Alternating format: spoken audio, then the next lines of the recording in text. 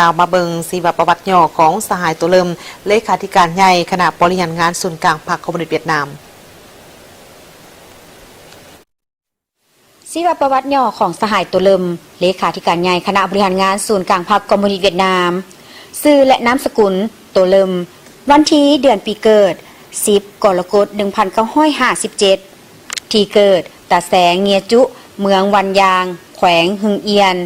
ระดับวิชาเฉพาะศาสตราจารย์ดร.ด้านกฎหมายระดับทฤษฎีการเมืองสั้นสูงวันเดือนปีเข้าสมาชิกพรรค22 สิงหา 1981ประวัติการเคลื่อนไหวเวียกงานโดยย่อปี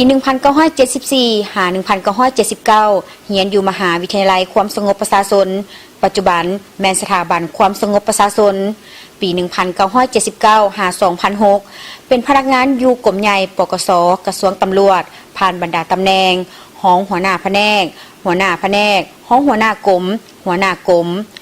ปี 2006 หา 2009ห้องหัวหน้ากรมใหญ่ปกส.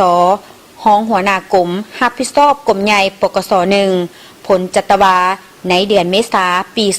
2007 ปี 2009 หาเดือนสิงหาปี 2010เป็นหัวหน้ากรมใหญ่ปกส. เลข 1ผลตีเดือนกรกฎาคมปี 2010เดือนสิงหาปี 2010หาเดือนมังกรปี 2016ห้องรัฐมนตรีกระทรวงตำรวจกรรมการศูนย์กลางพรรคสมัยที่11ในเดือนมังกรปี 2011พ้นโทในเดือนกันยาปี